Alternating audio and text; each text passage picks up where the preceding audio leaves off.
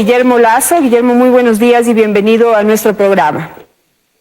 Muy buenos días, Janet. Un placer estar aquí en su programa por primera vez en el año 2016, donde quiero aprovechar la oportunidad para desear esperanza a todos los ecuatorianos y la mayor prosperidad para las familias de todos los ecuatorianos. Bueno, este es un año netamente político, lo tendremos que vivir de esa manera, y durante los últimos meses la oposición ha intentado trabajar en una unidad de la oposición que pueda enfrentar con mayor fuerza al correísmo. Sin embargo, usted se ha mantenido al margen. ¿Todavía considera que puede llegar solo a la presidencia de la República? Mire, Janet, durante los últimos 5 años de mi vida, yo me he dedicado a recorrer el Ecuador. Y en mis recorridos por el Ecuador, en la costa, en la sierra, en la Amazonía, en Galápagos, ha servido para conversar con la familia ecuatoriana, conversar con aquel padre de familia que me cuenta cuáles son sus sueños, sus ilusiones y cuál es el mayor obstáculo, la falta de empleo para poder alcanzar esos sueños, esas ilusiones para él y para su familia. He conversado con aquella madre de familia que me cuenta que su esposo no tiene un empleo por años, y que eso afecta la paz y la tranquilidad interior de quienes forman parte de la familia ecuatoriana. He conversado con aquellos jóvenes ecuatorianos que me cuentan que terminan el colegio, tienen que pasar por un viacrucis para poder ingresar a la universidad y que tampoco consiguen un empleo. He conversado con aquellos padres y madres que llorando me cuentan las tristes historias de los riesgos que corren sus pequeños hijos en escuelas y en colegios porque ahora se les vende droga en las afueras de las escuelas y colegios. Y a lo largo del diálogo durante estos 5 años, no solo he escuchado, sino que he asumido un compromiso con la familia ecuatoriana, de precisamente dedicar mi vida a defender el interés de aquellos ecuatorianos que quieren un cambio para bien en sus vidas, en las vidas de su familia.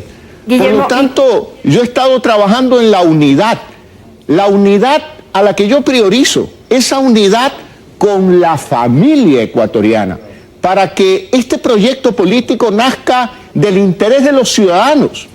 Ahora, esto no quiere decir que yo no estoy dispuesto a un diálogo político, pero por supuesto que estaré dispuesto a asistir a los diálogos donde yo sea invitado, apropiada y correctamente. Y con gusto lo haré.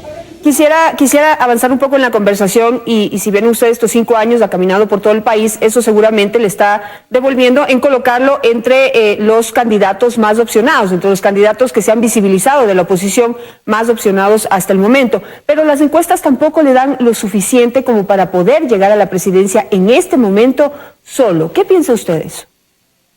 Janet, mire, a mí no me preocupan mucho las encuestas ahora, ni estoy pendiente de aquellas encuestas.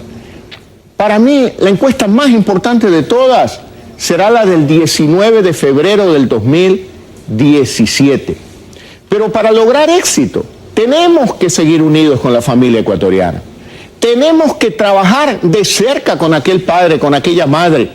Tenemos que estar cerca de la familia para contagiarlos de esperanza en un momento difícil de crisis económica, donde sienten que el costo de la vida ha crecido por un lado y por otro lado que están perdiendo empleo, y los que no lo han perdido tienen temor de perderlo. Mire, Janet, hay un problema muy serio en el Ecuador, y que es la razón por la que estoy en política: la pobreza. Desde el primer día dije, yo estoy en la política para luchar contra la pobreza. Y una característica de esa pobreza es que 7 de cada 10 ecuatorianos no tienen un empleo fijo. 7 de cada 10, eso no es broma, Janet. Tenemos que trabajar para crear empleo con un programa económico que signifique de manera definitiva lo opuesto a lo actual. Lo que yo quiero es que la sociedad ecuatoriana deje de ser inquilina del Estado y pase a ser una sociedad de propietarios. La primera propiedad, que asuma el destino de su vida en sus propias manos, que viva con libertad, que haya justicia para que se le dé la razón a quien la tiene, que sea una justicia independiente y no la consecuencia de ningún acuerdo entre políticos, Eso es fundamental. Definitivamente se pueden hacer varias cosas desde la Presidencia de la República, pero el país siempre ha tenido un grave problema y es el de la gobernabilidad. Es decir, que si no cuenta con el apoyo de los distintos sectores políticos a través de la Asamblea Nacional o a través de los sectores sociales, realmente cualquier buen plan o mal plan o más o menos plan no se puede llevar a cabo porque no tienen ese apoyo. Entonces, desde ahí se está trabajando desde ahora con miras a eso en esta unidad. Y quisiera que escuchemos lo que dijo el alcalde Jaime Nebot sobre este tema para que usted me dé su opinión. Encantado. Yo no busco la unidad para mí, yo no voy a ser candidato a nada. El país, los ciudadanos, buscamos la unidad para recuperar democracia, libertad y progreso. Y debemos exigirle a los políticos que de verdad quieren eso, que nos demuestre que piensan en nosotros, en los electores, y no en ellos, que es una cosa muy distinta. Yo estoy trabajando en eso, no espero que el pueblo lo decida, porque yo sé que eso es lo que quiere el pueblo. Y lo hago con la libertad y la tranquilidad de no buscar eso para mí. Pero la verdadera unidad hay que buscarla por encima de las ambiciones legítimas. Yo no digo que no sean legítimas, sin renunciar a ellas, pero poniendo sobre la mesa las cosas para poder llegar a un acuerdo.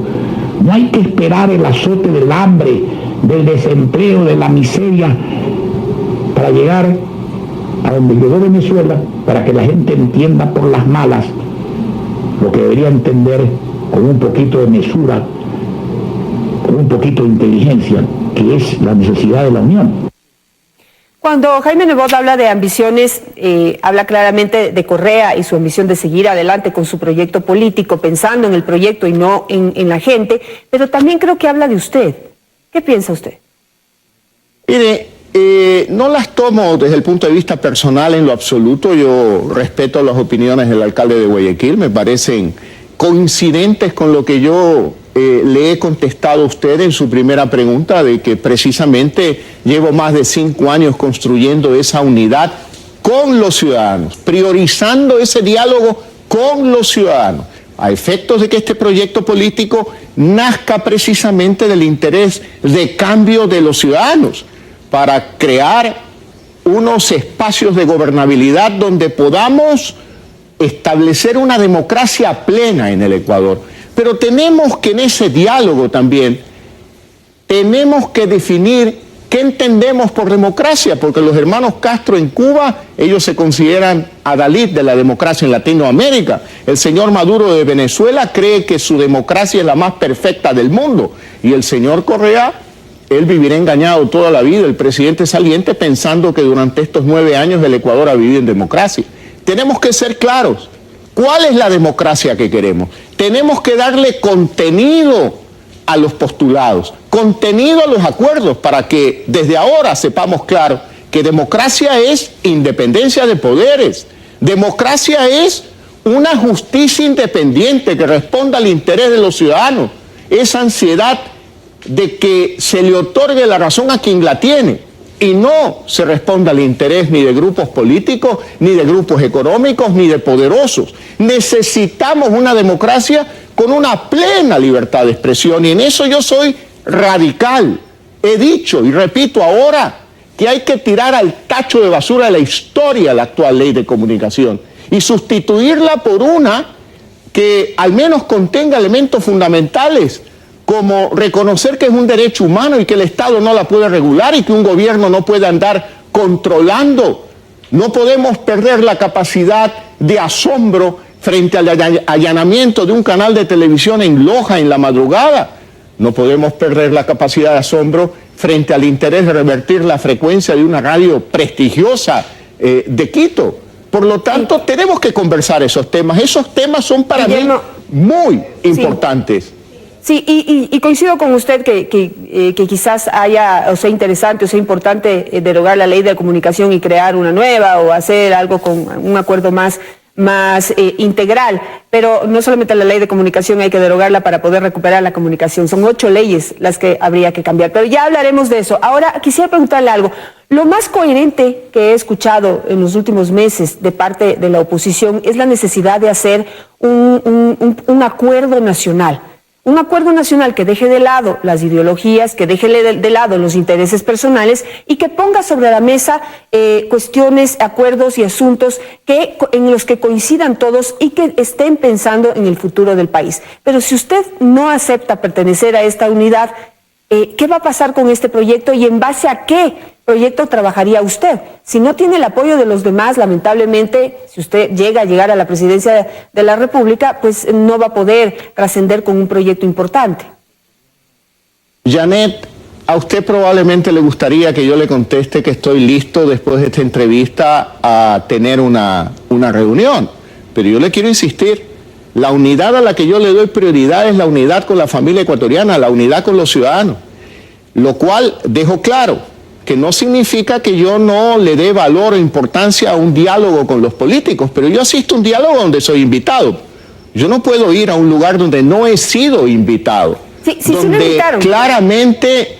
Sí lo están invitando, sí lo están invitando y quisiera que escuche a Paul Carrasco decirlo. Escuchémoslo, por favor. Sí creo que es necesario que Creo esté en este frente y todos los sectores.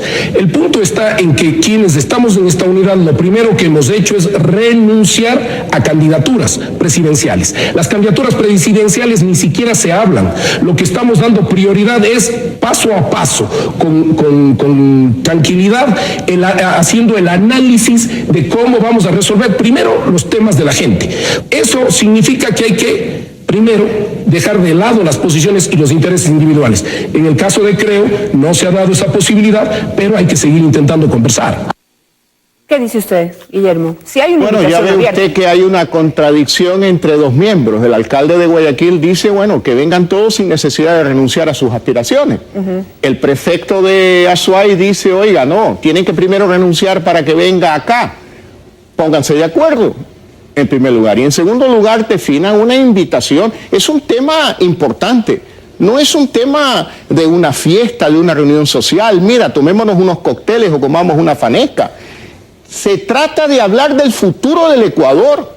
Y para hablar del futuro del Ecuador tenemos que ser formales y darles contenido a ese diálogo. Y yo precisamente le he dicho a usted que llevo 5 años priorizando en mi vida el diálogo con la familia ecuatoriana y asumiendo un compromiso con ellos. Por lo tanto, no es cuestión de que un actor político, por más respetable que sea, me venga a decir a mí, mira, renuncia, y yo le dé la espalda a millones de ecuatorianos con los que me he reunido durante 5 años, que cuento con su respaldo, que votaron por mí en el 2013, y ahora le digo, mire, ya renuncié, porque me han pedido que renuncie para formar parte de un diálogo que lo considero serio, respetable, pero que tiene que cumplir con una serie de requisitos para que sea sostenible en el tiempo. Usted ha hablado de gobernabilidad, y eso es muy importante para mí y para todos los ecuatorianos. Por eso tenemos que ser precisos en darle contenido de qué entendemos por democracia. Independencia de poderes, justicia independiente, libertad de expresión, desechar aquel modelo de los últimos 9 años de prepotencia, un modelo intolerante, donde hemos tenido un gobernante que parece un adolescente en tarima. Por suerte forma parte ya de un esquema de salida, y un esquema de salida que es consecuencia de una lucha de los ciudadanos ecuatorianos a los que nosotros acompañamos exigiendo una consulta popular, exigiendo no aceptar la reelección indefinida, y que claro, logramos ese éxito porque por la presión social en medios de comunicación, en las calles, en todas las ciudades donde fue la Comisión de Socialización de Enmiendas, a través de las redes sociales, constituyó todo esto en su conjunto una presión social que obligó a Correa a enviar la disposición transitoria, pero que de alguna manera han logrado su propósito de establecer la reelección indefinida para el resto de cargos. Y aquí hay un compromiso que tenemos que asumir también, aquellos ecuatorianos que consideramos o nos consideramos demócratas, que tan pronto se acceda al poder, hay que llamar pues a esa consulta popular que Correa le negó al pueblo ecuatoriano, y que sea el pueblo ecuatoriano el que decida en las urnas si ratifica o quiere rectificar estas enmiendas que legítimamente fueron aprobadas en diciembre del año pasado. Así que nosotros hemos estado luchando en las calles, Janet, trabajando con la familia ecuatoriana, entendiendo que querían una consulta popular, entendiendo que no estaban de acuerdo con la reelección indefinida, y logramos la primera gran derrota de Correa, el verse obligado a enviar una disposición transitoria para eximirse de participar en las elecciones del 2017. Ahora, acláreme algo. Usted habla de una consulta popular, pero por ejemplo, digamos, en el resto del país, en la oposición, en los distintos sectores sociales, se habla de la necesidad de hacer una asamblea constituyente, que prácticamente tendría detenido cualquier proyecto presidencial durante por lo menos unos 2 años. ¿Usted coincide en que debería hacerse esa asamblea constituyente apenas el presidente que sea llegue al poder? En primer lugar, Janet, le explico el concepto de la consulta popular. A partir del 3 de diciembre, muchos ecuatorianos se sintieron en la desesperanza y dijeron, perdimos la batalla. ¿Por qué? Porque se aprobaron las enmiendas de manera ilegítima en Asamblea Nacional. A esos ecuatorianos yo les quiero decir que no se ha perdido la batalla, que es cuestión de votar por el cambio en el 2017. Y les he ofrecido que en caso de ser electo presidente del Ecuador, en los primeros 30 días llamaré a una consulta popular para devolverle al ciudadano el derecho que él tiene de ir a las urnas. Y él, el soberano, decide si ratifica o rectifica ese paquete de enmiendas. Esto no es ni contradictorio ni excluyente con la posibilidad de una asamblea constituyente, pero que tenemos que ser directos. Aquellos demócratas que creemos en la alternancia en el poder, tenemos que echar abajo ese paquete de enmiendas, porque no es posible una reelección indefinida en un ambiente democrático. Perfecto, muchísimas gracias, Guillermo Lasso, por estar esta mañana aquí con nosotros. Seguiremos debatiendo y analizando cuáles son las alternativas para poder enfrentar este año electoral y para poder gobernar de una manera coherente y considerada con el pueblo ecuatoriano a partir del 2017. Vamos a hacer